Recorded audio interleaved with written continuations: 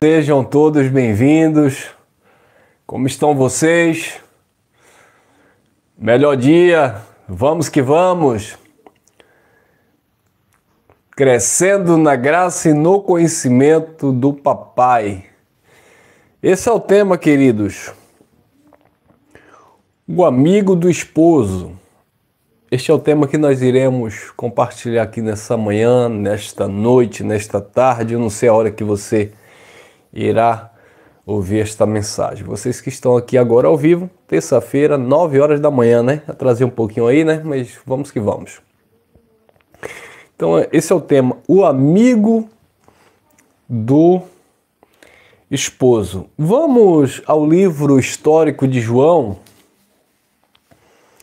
Obrigado a vocês que já estão aí no like, nos comentários, tá bom?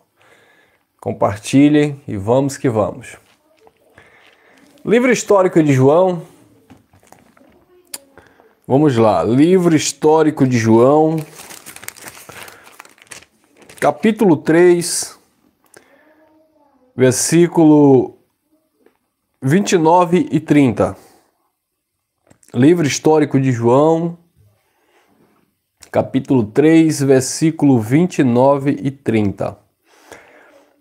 A tradição religiosa chama evangelho, né? Evangelho de João, evangelho de Marcos, evangelho de Mateus, evangelho de Lucas. O que acontece é que evangelho só existe um, e é de Cristo. Então, não existe evangelho de Paulo, não existe evangelho de João, não existe evangelho de Barnabé, não existe evangelho de Apolo, não existe evangelho de Pedro, mas as pessoas, pelo costume, né, pela tradição religiosa, eles abrem as Bíblias e encontram ali Evangelho segundo escreveu Marcos, Evangelho segundo escreveu João. Só que Evangelho é boas novas, boas notícias. E o que a narrativa dessas pessoas aqui é acerca do ministério de Jesus de Nazaré, os feitos ali que Jesus de Nazaré estava ali cumprindo a lei. Então nós chamamos de livro histórico, né? Um ponto de vista ali dos irmãos daquela época. O livro de Atos dos Apóstolos, né? Atos dos Apóstolos também não é evangelho. O evangelho ele só nasce depois da morte e ressurreição de Jesus. Então, quem começou a anunciar o evangelho, as boas notícias, as boas novas, o evangelho da graça de Deus, foi o apóstolo Paulo. Os outros apóstolos, eles anunciavam a mensagem do reino de Deus, apontava para o reino que seria estabelecido, ou seja, o governo de Cristo seria estabelecido na terra. Agora veio o evangelho, né, que são as notícias boas ou as boas novas deste reino. O evangelho traz a mensagem do reino de Deus. Por isso que não tem como dizer assim, eu estou no reino de Deus, mas o reino de Deus ele só é manifesto pelo conhecimento do evangelho. E não tem como você estar vivendo o evangelho e não estar no reino de Deus. Quem crê no evangelho, quem vive o evangelho da graça de Deus, naturalmente está desfrutando desse governo do reino de Deus. Quando o irmão da religião X ou Y, ele diz assim, buscar em primeiro lugar o reino de Deus, porque Jesus de Nazaré falou em Mateus, buscar em primeiro lugar o reino de Deus e a sua justiça, essas pessoas não estão vivendo o evangelho, porque o reino já foi estabelecido. E quando você conhece o evangelho, você se apropria das bênçãos deste reino. Você já está debaixo desse governo, que é um governo espiritual. Então, quando as pessoas buscam ainda esse reino, que o próprio Jesus dizia, o reino de Deus estará em vós, ou entre vós, dentro de cada um de nós. Então, quando as pessoas ainda estão buscando esse reino, é porque as pessoas não conhecem o evangelho do reino de Deus, tá bom? Então, vamos lá. O amigo se alegra com o esposo. O convidado se alegra com o banquete, né, do esposo. João, capítulo 3, versículo 29 e 30. Vamos à leitura. Diz assim, disse João Batista, né? Aquele que tem A esposa é o esposo, mas o amigo do esposo que lhe assiste e o ouve, alegra-se muito com a voz do esposo. Assim, pois, já a minha alegria ou o meu gozo está cumprido. 30. É necessário que ele, o esposo, cresça e que eu, o amigo do esposo, diminua. Foi o que falou João Batista. Então, o que acontece aqui? Dentro desse contexto, João Batista estava cumprindo o seu ministério profético. João foi o último apóstolo da lei. E a mensagem que que João trazia era o batismo do arrependimento. Então, o batismo do arrependimento era uma tipologia de uma mensagem preparando o caminho para o Messias Salvador. Então, João Batista, ele batizava, né, o batizador, ele batizava e anunciava que o reino estava chegando, estava às portas, estava próximo. E aí ele prepara ali o caminho do Senhor e o Senhor chega ali para começar o seu ministério e, naturalmente, estabelecer a nova e eterna aliança no derramar do seu sangue na cruz. Então, Jesus, ao se manifestar, ele era ali a noiva, né? o candidato a esposo. Então, quando um homem e uma mulher começam a se conhecer, começam a se relacionar, a conversar, eles começam a namorar, e ali eles estabelecem um compromisso. Não é isso que acontece? Então eles trocam ali as alianças e aí eles ficam o quê? Noivos. Até o dia do casamento. Jesus de Nazaré, ele era o candidato, né? Ele era o noivo ali da noiva, né? Claro que seria a igreja. João Batista, ele era o convidado dessa festa, ele foi o convidado dessa festa, desse banquete. E ele era amigo do esposo.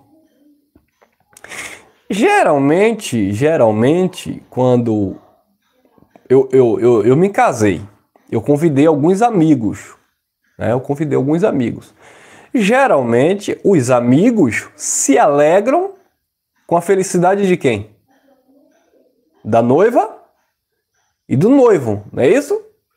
Então os amigos se alegram. Se é amigo, deve se alegrar, né, irmão?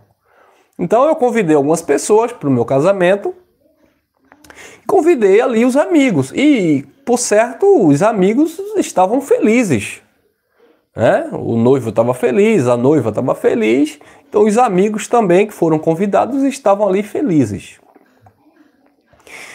Agora, quem é mais importante em uma festa de casamento? São os amigos do esposo? Você vai para uma festa de casamento ver o amigo? Você vai para uma festa de casamento ver o vizinho?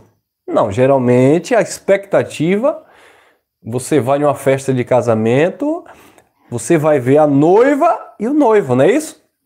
Então João Batista era o amigo do esposo. Ele foi ver o quê? Ele foi convidado para este casamento. Para esse que seria o princípio ali, né? De um relacionamento de Cristo com a igreja. Então João estava alegre porque ele era amigo do esposo e ele foi convidado para a festa. João estava alegre porque João estava preparando, ornamentando, por assim dizer, a Israel, a noiva, né? Que a igreja não é noiva de Cristo, tá abençoado? Como assim, irmão Elson? Não, a igreja não é noiva. Quem era noiva de Cristo era Israel. Israel era noiva de Cristo. Então, quando João chega, né, João começa ali a preparar a noiva. Né? João chama a noiva, né, para o arrependimento ali, pelo batismo nas águas. João começa a dar um banho, né? Olha que coisa, né? Que analogia. João dá um banho na noiva, João prepara a noiva, João faz o cabelo da noiva. João maquia no bom sentido, né, da palavra. João embeleza, por assim dizer, a noiva. A noiva tá lá toda suja, toda desmantelada. E aí João diz: olha, arrependei-vos. O noivo tá chegando, não é isso? O rei, no dia do casamento, está próximo. Então João vai lá dar um banho na noiva Israel. Israel tá ali toda linda, toda bela, preparada para o dia da festa. Só que tinha algumas pessoas que chegaram para João e disseram assim: João, você está aí dando banho na noiva, você está aí limpando a noiva, né, por meio da água, né? A noiva foi purificada no sangue, tá? Mas João estava ali já dando um trato, né? Dando um embelezamento, por assim dizer. E aí chegaram alguns e disseram assim: João, você está com tanto cuidado da noiva, só que o noivo chegou aí, rapaz, estão todo mundo te largando e seguindo a ele. Não é isso? É o que aconteceu aqui no contexto, né? Tá todo mundo aí, João, te deixando agora, você que estava dando banho aí na noiva, ajeitando a noiva, cortando a unha da noiva, fazendo o cabelo da noiva. A noiva tá te deixando aí agora, tá seguindo aí Seguindo quem? O noivo. Aí João disse: não, eu não tenho ciúme. Eu sou amigo do noivo. E o amigo do noivo se alegra com o noivo. É o 29. Aquele que tem a esposa é o esposo. Ou a noiva nesse contexto ainda, né? Mas o amigo do esposo, ou amigo do noivo, que lhe assiste e o ouve, alegra-se muito com a voz do esposo. Assim, pois, já está cumprido o meu gozo, a minha alegria. É necessário que ele, o esposo, cresça, o noivo cresça, e que eu, que sou amigo, diminua, porque a festa é para ele. O banquete é para ele. Nós somos convidados, disse João. Mas o dono da festa é ele. Então, eu preciso me alegrar com a voz dele. Você sabe qual é o problema hoje da igreja, né? O problema da igreja hoje é que a igreja, o povo de Deus, não tem prazer na voz do esposo. O esposo, porque já houve o casamento foi na cruz, a aliança eterna foi estabelecida na cruz. Na cruz houve de fato um concerto, né? Na cruz houve de fato uma instituição de um casamento espiritual, Cristo e a igreja. O problema é que a igreja, que o povo de Deus não se alegra com a voz do esposo. O problema é que hoje a esposa, né, que não é mais noiva, o problema é que a esposa, a igreja, não tem prazer na voz do noivo. Queridos, imagine que duas pessoas estão ali namorando, estão planejando o casamento. E aí aquela coisa, né, aquele romantismo todo, aí depois se casaram. Aí depois assim a esposa olha pro marido e diz assim: ih, rapaz, onde eu amarrei meu jegue? Aí até a voz do esposo já incomoda a esposa. Ou vice-versa, mas aqui a gente está falando de Cristo e a igreja. Então a voz do esposo já começa a incomodar a esposa. É isso que acontece hoje com a igreja. Você sabia que a voz de Cristo incomoda a igreja? Porque Cristo diz isso. Cristo disse na cruz: tetelestai, está consumado, o casamento foi realizado. Mas a esposa questiona. O apóstolo Paulo disse: olha, vocês estão perfeitos nele, que é o cabeça de todo o principado e potestade. Vocês estão perfeitos no esposo. Mas a igreja ainda questiona. Não, porque eu estou em pecado, porque eu estou suja e só o sangue de Jesus para me limpar, e não limpou ainda. Não, é porque... Mas o esposo disse que vocês já estão perfeitos. O esposo disse que vocês estão completos, que vocês estão plenos, que vocês estão abençoados, que vocês são salvos, que vocês são filhos. Vocês precisam ter prazer na voz do esposo. Mas a igreja não tem prazer na voz do esposo, porque o esposo diz que santificou com sangue, mas a esposa quer se santificar pelo jejum. O esposo diz que aperfeiçoou, que purificou, que sarou, que curou a noiva. Mas a noiva está indo atrás do amigo, está indo atrás do pastor, para que o pastor venha passar uma receita religiosa, para que ele venha se sentir abençoado, se sentir salvo, porque o que o esposo fez na cruz não foi o suficiente, então eu preciso correr atrás de alguém. Não, abençoado. Você precisa olhar para aquilo que o esposo fez. Você precisa obedecer aquilo que o esposo executou por você. Eu preciso me sujeitar naquilo que o esposo realizou. Eu preciso acreditar naquilo que o esposo concluiu, consumou. Senão, eu vou sempre ficar atrás de coisas, de situações, porque eu não valorizo aquilo que foi feito pelo esposo. João disse, não, eu sou amigo. E eu me alegro com a voz do esposo. Eu me alegro com aquilo que ele diz. A igreja não se alegra com o que Cristo diz. A igreja não se alegra, não tem prazer naquilo que Cristo fez, porque está sempre procurando sacrificar no altar, buscar o esposo no monte quando o esposo já habita em você. Buscar o esposo em um templo, em um local específico, em um congresso de avivamento, e o esposo olhando e dizendo, será que o que eu fiz não foi suficiente? Quem está entendendo? Então João disse, olha, eu sou amigo do esposo e eu me alegro, eu tenho prazer na voz dele. Assim a minha alegria já está completa. A nossa alegria é saber que a obra de Cristo foi perfeita. A nossa alegria é saber que o casamento foi realizado na cruz. A nossa alegria é desfrutar com Cristo desse banquete perfeito que já foi realizado. E não ficar aí ainda se vendo como noiva que ainda vai se casar. Não, meus irmãos. A igreja já casou com Cristo. E quem disse isso?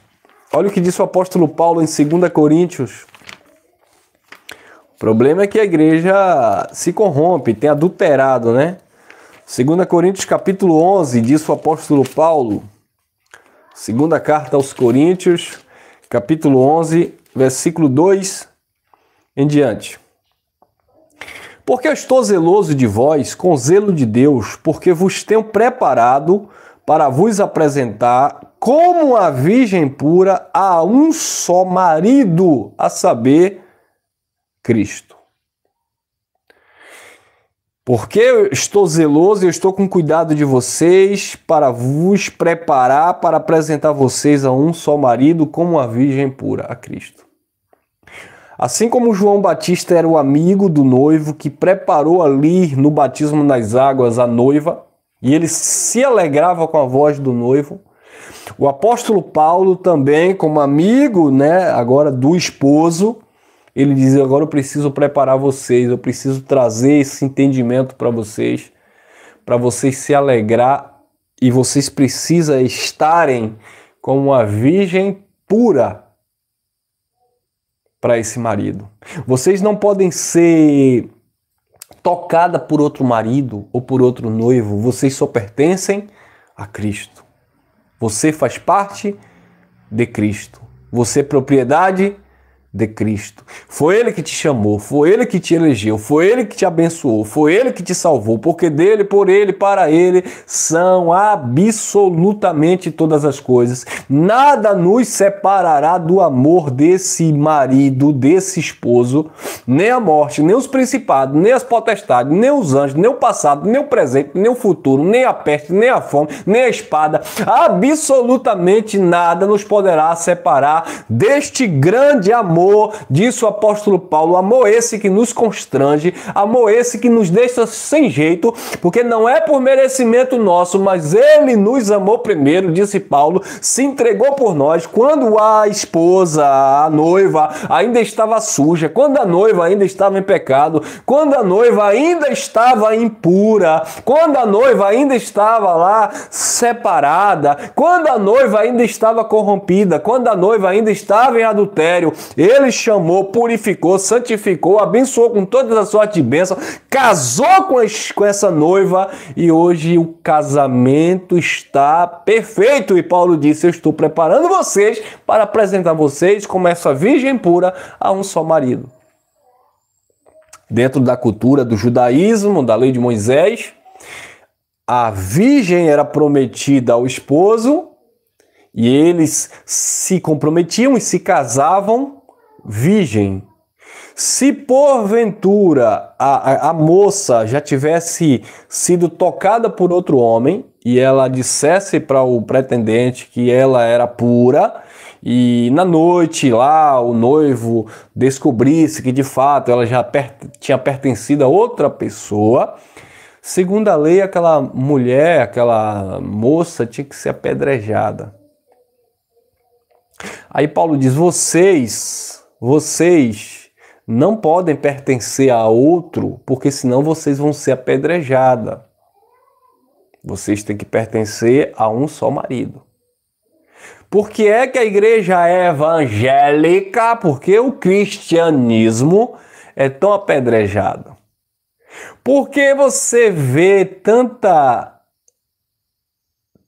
descrença por meio das pessoas na igreja hoje?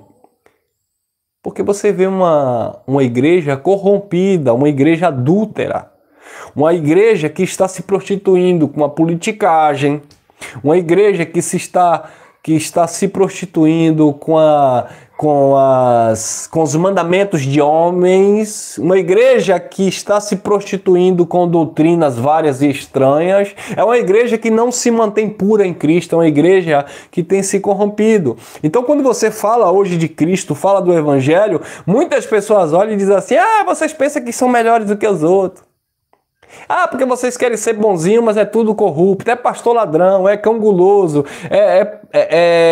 são crentes envolvidos com corrupção, são crentes que compram e não pagam, são crentes que não têm palavra. Por quê? Porque esta igreja que deveria estar olhando para Cristo, se vendo perfeita, se vendo abençoada, dominando as suas paixões, sabe? Entendendo que tudo é lícito, mas nem tudo convém.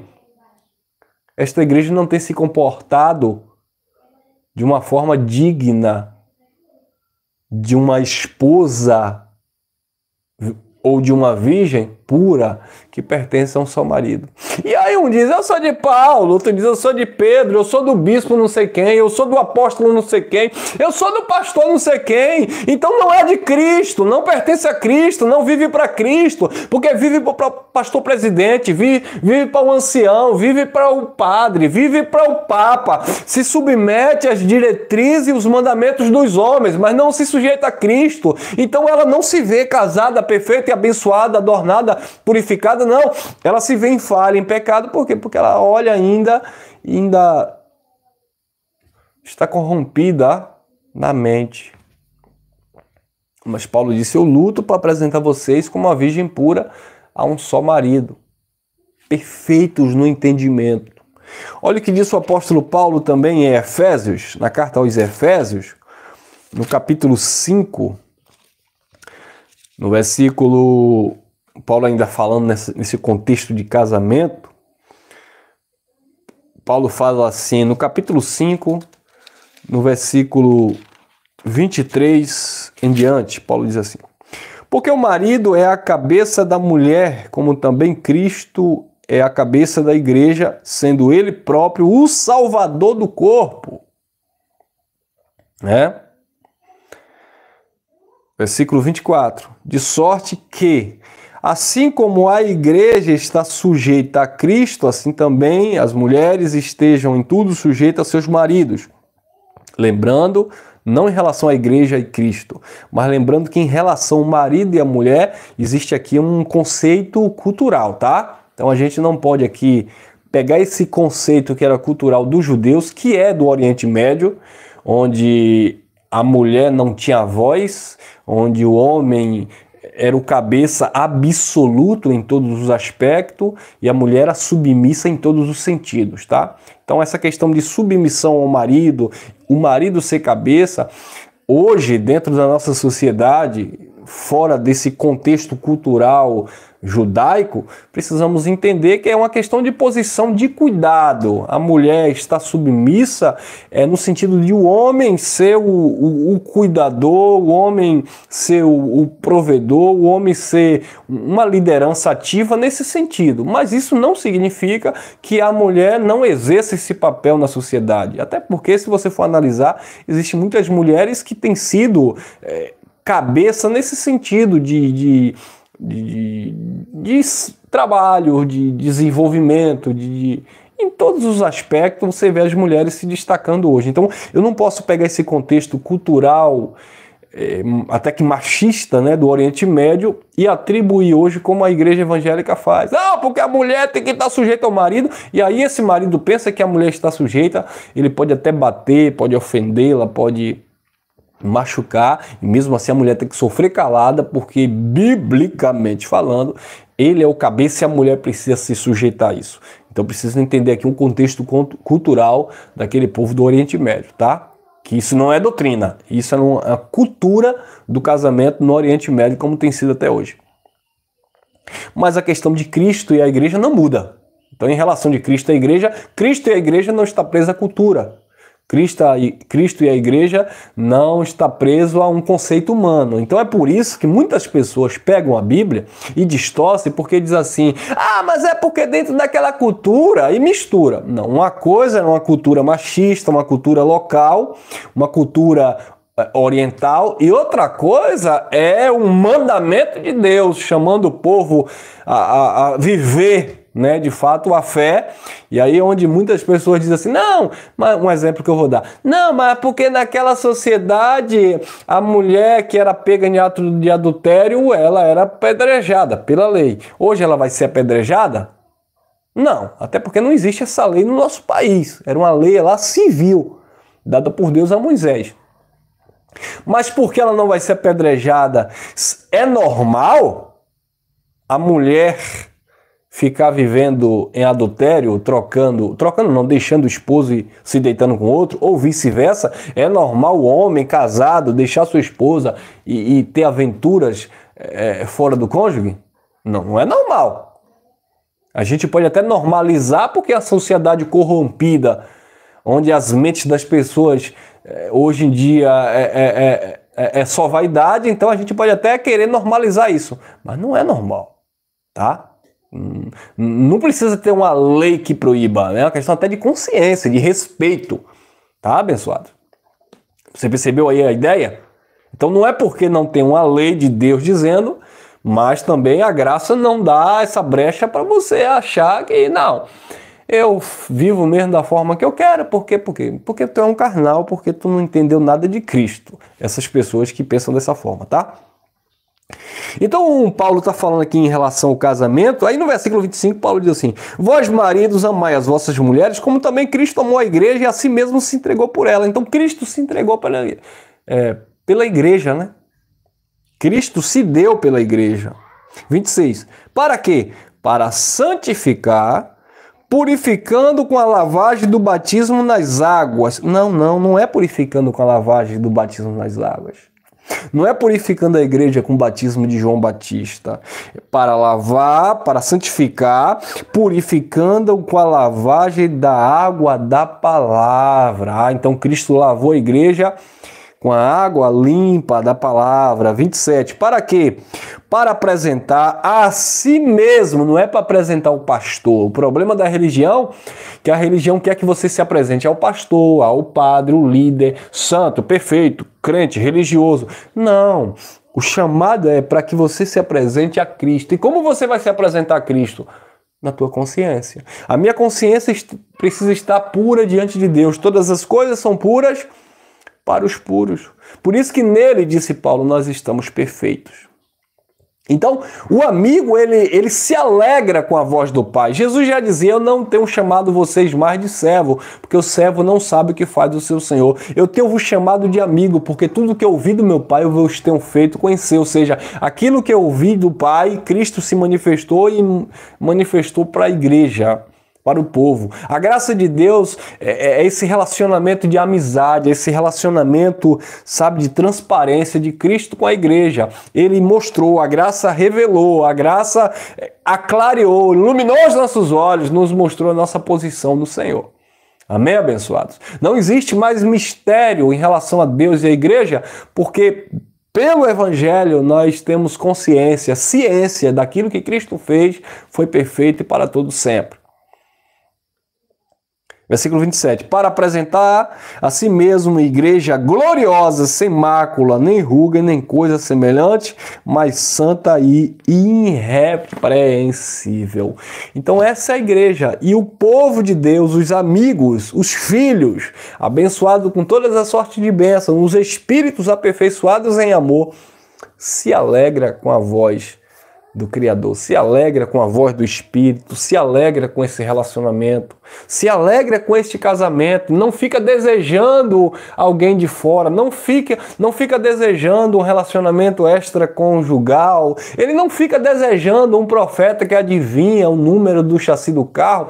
A igreja, a esposa que se alegra com o noivo ou com o esposo, que é Cristo, a igreja que está bem casada, que está purificada, santificada, adornada, sem mancha, sem ruga, nem coisa semelhante, essa igreja tem prazer exclusivamente em uma intimidade com seu marido. Ela não fica olhando um outro marido que tem ali na esquina, ela não fica olhando um outro marido que passou, ou um outro engraçadinho que passou lá. Não, ela só olha para o marido que é Cristo.